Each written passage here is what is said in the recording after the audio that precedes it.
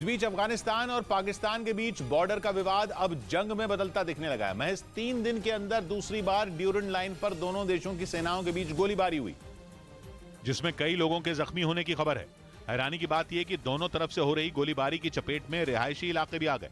Border के पास के इलाकों में रहने वाले कुछ लोगों ने मोबाइल से वीडियो बनाए और इंटरनेट पर डाल दिए।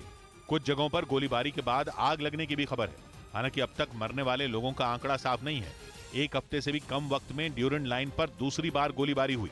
जब से तालिबान के हाथ में अफगानिस्तान की बागडोर आई है, बॉर्डर पर विवाद थमने का नाम नहीं ले रहा। पाकिस्तान की कोशिश पूरी ड्यूरन लाइन पर तार लगाने की है, लेकिन अफगानिस्तान इसके पूरी तरह खिलाफ है। यहां तक कि वो तो ड्यूरन लाइन को इंटरनेशनल बॉर्डर ही नहीं मानता। इसीलिए ड्यूरन लाइन का संघर्ष अब जंग की वजह बन सकता है। उधर खबर है कि यूरोप के देश रोमानिया में 20 बार उठक बैठक करने पर बस की फ्री टिकट मिल रही है। इससे जुड़ा एक वीडियो भी सामने आया, जिसमें एक महिला उठक बैठक करती नजर आई, जबकि उसके ठीक सामने लगी एक मशीन उसकी गिनती करती दिखी। और जैसे ही उस महिला ने 20 बार उठक बैठक पूरी की, मशीन ने उसे बस की फ्री टिकट दे दी, जिसे लेकर वो मुस्कुराती हुई वहां से बस में सफर करने के लिए जाती नजर आई। बस में फ्री टिकट मिलने का दावा करते हुए इस वीडियो को सोशल मीडिया पर वायरल किया जा रहा है। बताया जा रहा है कि यह वीडियो यूरोप के देश रोमानिया के किसी शहर का है, जहां इस तरह की फ्री बस टिकट देने वाली मशीन लगाई गई है।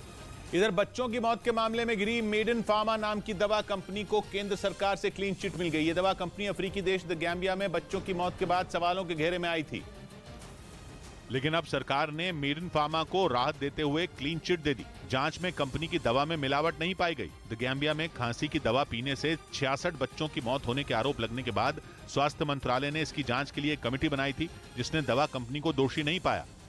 उधर ऑस्ट्रेलिया में अचानक अब्दुल घाड़िया नाम के एक लड़के के बैंक खाते में 7,60,000 ऑस्ट्रेलियाई डॉलर आ गए और अब्दुल ने उन्हें खर्च भी कर दिया, जिसके लिए उसे 18 महीने की सजा सुनाई गई।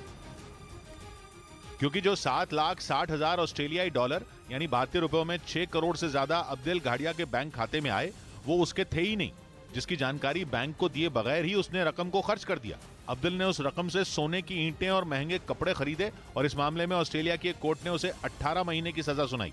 इस बीच जर्मनी की संसद ने अमेरिका से F-35 फाइटर जेट की खरीद को हरी झंडी दे दी। जिस तरह से पुतिन यूरोप के देशों पर हमले की धमकी दे रहे हैं, उसे देखते हुए जर्मनी खुद को मजबूत करने में जुटा है और इसी कड़ी में उसने अमेरिका से F-35 लड़ाकू विमानों को खरीदने का मन बना लिया।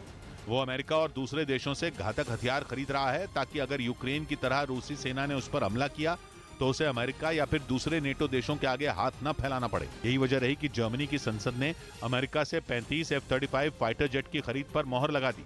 इन फाइटर जेट को खरीदने के लिए जर्मनी 1060 करोड़ डॉलर यानी कि भारतीय रुपयों में 85,000 करोड़ रुपए खर्च करेगा, जिनमें 8 एयरक्राफ्ट की सप्लाई उसे 2026 तक होने की उम्मीद है। अमेरिका के इन विमानों को दुनिया के सबसे खतरनाक फाइटर जेट में एक माना जाता है, क्योंकि ये इतनी रफ्तार से दुश्मन पर झपटते हैं कि उसके लिए संभल पाना मुश्किल हो जाता है। स्टेल्थ तकनीक से लैस ये विमान किसी भी रडार को धोखा देने में माहिर माने जाते हैं। उड़ान भरने के बाद ये कुछ ही मिनटों में बम बरसाकर एक बड़े इलाके को तबाह करने की क्षमता रखते हैं। साथ ही इन फाइटर जेट में लगी आधुनिक मशीन गन से कुछ ही सेकंड में कई गोलियां बरसाई जा सकती हैं।